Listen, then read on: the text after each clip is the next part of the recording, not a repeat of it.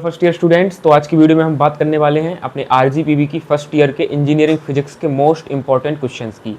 And believe मानिए, जो मैं क्वेश्चंस आपको बताने वाला हूँ पूरे 1 से 5 यूनिट तक में आपके पेपर में 80% क्वेश्चंस यहीं से आते हैं। मुश्किल से 20% क्वेश्चन होते हैं जो एक आध दो क्वेश्चन इसमें से ना आए। मतलब अगर आपका 70 मार्क्स का पेपर होता है तो उसमें से आप 60 या 60+ मार्क्स इन क्वेश्चन को पढ़ के आराम से स्कोर कर सकते हैं।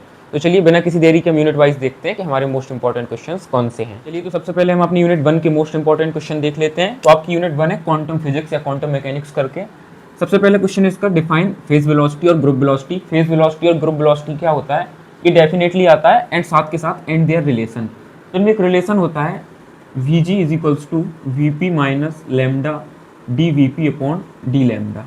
तो ये कैसे आता है, ये मैंने चैनल पर डाल रखा है। इनफैक्ट ये चारों क्वेश्चन आपको चैनल पे मिल जाएंगे, आप चैनल पर जाकर सर्च करेंगे तो ये मोस्ट इंपॉर्टेंट क्वेश्चन है एंड इन चार में से 2 क्वेश्चन आपके डेफिनेटली आते ही आते हैं। तो सबसे पहले हो गया आपका फेज वेलोसिटी और ग्रुप वेलोसिटी क्या होता है। तो Vg ग्रुप वेलोसिटी, Vp आपकी फेज वेलोसिटी होती है और ये इसका रिलेशन हो गया। सेकंड क्वेश्चन है आपका हाइजेनबर्ग अनसर्टेनिटी प्रिंसिपल। तो आपका हाइजेनबर्ग अनसर्टेनिटी प्रिंसिपल क्या होता है, तो ये होता है आपका delta P into delta X greater than is equals to H cross. इसका डेरिवेशन कैसे होता है, सबसे मेन चीज़ ये देखनी है हमको।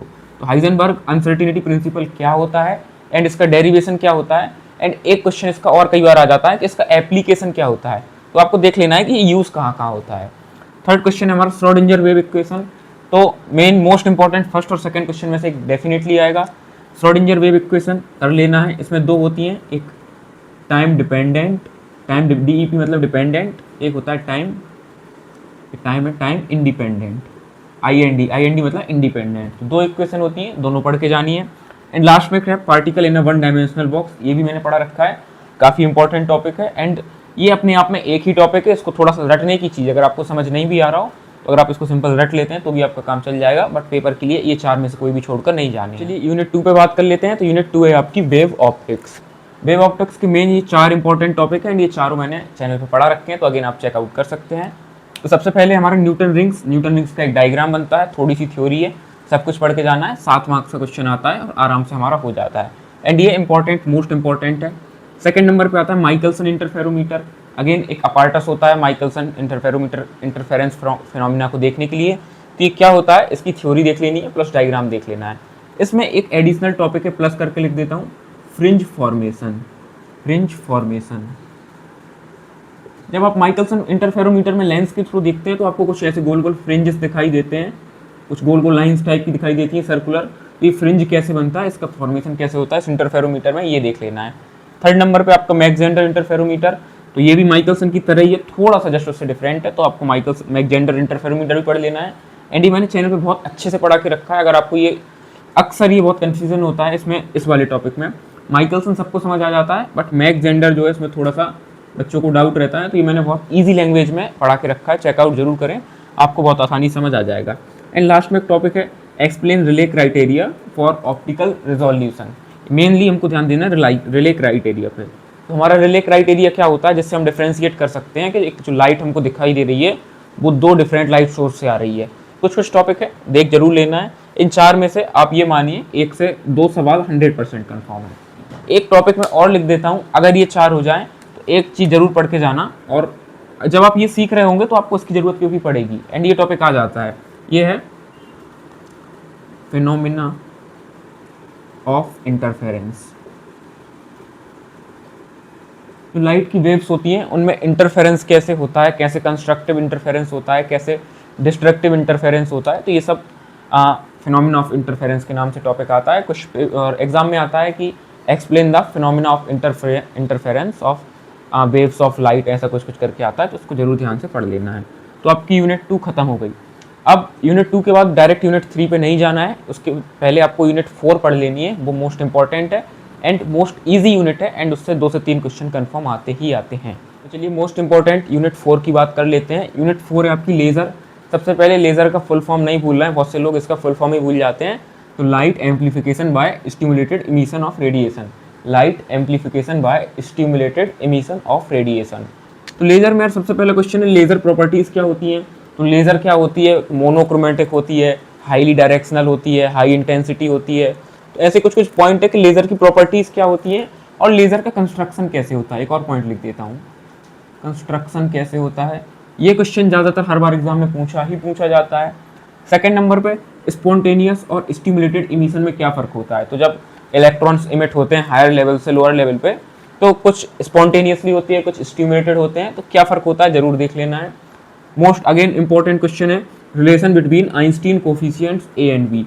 आइंस्टीन ने 2 कोफिशिएंट दिए थे ए और बी, इनके बीच में रिलेशन क्या होता है, इसका डेरिवेशन है। तो ये डेरिवेशन देख लेना है आपको, ये भी मैंने पढ़ा रखा है चैनल पे, एंड काफ़ी चीज़ें इसमें भी बता रखी हैं। एंड लास्ट में इन 3 में से एक डेफिनेटली आएगा, अच्छी किस्मत हुई 2 आ जाएंगे। क्या चीज़, रूबी लेज़र क्या होती है, हीलियम नियॉन लेज़र क्या होती है, और CO2 लेज़र क्या होती है। तो ये 3 लेज़र बहुत अच्छे से पढ़ के जानी है। इनकी कुछ थ्योरी होती है, तो थ्योरी पढ़ना है और इसमें डायग्राम पढ़ना है। इसके अलावा हर एक लेज़र के 2-3 पार्ट होते हैं कि सोर्स क्या है, एंड 2-4 चीज़ें होती हैं, तो वो हर एक लेज़र की देख के जानी है। जब आप इसकी थ्योरी पढ़ेंगे आपको आराम से बुक में मिल जाएंगी। तो रूबी लेज़र और helium neon most important laser है, तो पढ़ के जानी है। ये 4 क्वेश्चन लेज़र के हो गए। अच्छा, एक टॉपिक है ऑप्टिकल फाइबर। कई लोग इसको एक सेपरेट यूनिट मानते हैं, कई लोग इसको लेज़र में ही इंक्लूड करके पढ़ा देते हैं। ये मैंने चैनल पे पढ़ा रखा है, जस्ट 30 मिनट का टॉपिक है, पूरी यूनिट 1 शॉट। तो आप डालेंगे चैनल पे 30 मिनट 1 शॉट, आपको मिल जाएगा ऑप्टिकल फाइबर 1 शॉट के नाम से। जस्ट 30 मिनट में आप पूरा चैप्टर खत्म कर सकते हैं। ऑप्टिकल फाइबर में क्या पढ़ना है, ऑप्टिकल फाइबर क्या होता है, और मेन चीज़ इसका कंस्ट्रक्शन कैसे होता है। बकवास सा डायग्राम है, छोटा सा डायग्राम है, जस्ट पढ़ लेना है, आपका काम हो जाएगा। उसके बाद इसमें 3 चीज़ें हैं, इसका एक न्यूमेरिकल बनता है, एंड मोस्ट आसान है। जस्ट एक छोटा सा बिल्कुल 2-2 लाइन का फॉर्मूला है तीनों का, और उसमें सीधा वैल्यू रख के आंसर आता है। तो एक्सेप्टेंस एंगल क्या होता है, न्यूमेरिकल अपर्चर क्या होता है, और वी नंबर क्या होता है। जस्ट 5-5 लाइन की डेफिनेशन एंड 1 वर्ड का फॉर्मूला है। तो जरूर इन तीनों को याद करके जाना है। ये पूछ भी लेता है क्या होता है, साथ में इसका एक छोटा सा आपको इसमें न्यूमेरिकल देखने को मिलेगा। तो यार ये काफ़ी स्कोरिंग यूनिट है, यूनिट 1 और एक ये यूनिट 4, ये छोड़ के नहीं जानी है, ये इंपॉर्टेंट क्वेश्चन है, जरूर से आपको कर लेने हैं। अब हम देखेंगे अपनी यूनिट 5, लास्ट में अपनी यूनिट 3 पर आएंगे। यूनिट अपनी हम 5 देख लेते हैं, एंड 4 टॉपिक्स लिखे हैं, 4 में से 2 डेफिनेटली पेपर में आते ही आते हैं। तो यूनिट 5 है आपकी इलेक्ट्रोस्टैटिक्स इन वैक्यूम। इसमें सबसे पहले आता है हमारा मैक्सवेल इक्वेशंस। मैक्सवेल की 4 इक्वेशन होती हैं, चारों का डेरिवेशन देख के जाना है। एंड एक और चीज़ आती है इसमें कि इनका सिग्निफिकेंस क्या है, सिग्निफिकेंस, इन इक्वेशंस का सिग्निफिकेंस क्या है। जस्ट थोड़ी सी थ्योरी कि ये यूज़ कहाँ होती हैं। ये चारों इक्वेशन का डेरिवेशन मैंने चैनल पे बहुत अच्छे से आराम से करा रखा है, आप चाहें तो देख सकते हैं, ईजिली समझ आ जाएगा। एंड सेकंड नंबर पे Gauss divergence theorem, third number पे स्टोक्स कर्ल थ्योरम। इन 2 में से एक डेफिनेटली आता है, हमेशा से ही आ रहा है, तो ये दोनों जरूर देख के जाने हैं। इनका डेरिवेशन अगेन चैनल पे करा रखा है। लास्ट में एक छोटी सी थ्योरम है पॉइंटिंग थ्योरम, इसको भी देख के जाना है। कई बार आ जाती है, कई बार मतलब ज़्यादा नहीं आती, बट चांसेस हैं कि ये आ जाए। तो ये 4 क्वेश्चन आपको देख के जाने ही जाने हैं। तो हमारी लगभग सारी यूनिट हो चुकी हैं, बस हमने यूनिट 3 लास्ट के लिए छोड़ी थी, क्योंकि वो थोड़ी सी टेढ़ी मेढ़ी है एंड उसके टॉपिक्स आपस में मिलते नहीं है, प्योरली रटने वाली यूनिट है, तो इसको हम लास्ट में रखेंगे। चलिए तो अब जल्दी से हम अपनी यूनिट 3 देख लेते हैं। ये आपकी यूनिट 3 है, एंड ये भी ऐसी कोई टफ यूनिट नहीं है, बट थोड़ा सा इसको मैं तो लास्ट में ही प्रेफर करूँगा। तो यूनिट 3 में आपकी सेमीकंडक्टर्स एंड डायोड कुछ करके है। सबसे पहले इसमें पीएन जंक्शन डायोड क्या होता है, 11, 12, 10 बचपन से ही पढ़ते आ रहे हैं, तो पीएन जंक्शन डायोड बन जाएगा आपसे। जस्ट थोड़ा सा थ्योरी पढ़ लेना है। एंड इसकी वीआई कैरेक्टरिस्टिक्स, कुछ इस टाइप से ग्राफ देखा होगा आपने, इसका कुछ ऐसे ग्राफ बनता है, कुछ इस टाइप से करके, कि ग्राफ जरूर देख लेना है। सेकंड नंबर पे जीनर डायोड क्या होता है देख लेना है, बिल्कुल छोटा सा टॉपिक है। थर्ड नंबर पे अगेन मोस्ट इंपॉर्टेंट, 1, 2, 3, 4, 5 स्टार का टॉपिक है। क्या चीज़, हॉल इफेक्ट। हॉल इफेक्ट है, इसका डेरिवेशन होता है, हॉल कोफिशिएंट होता है इसका बी।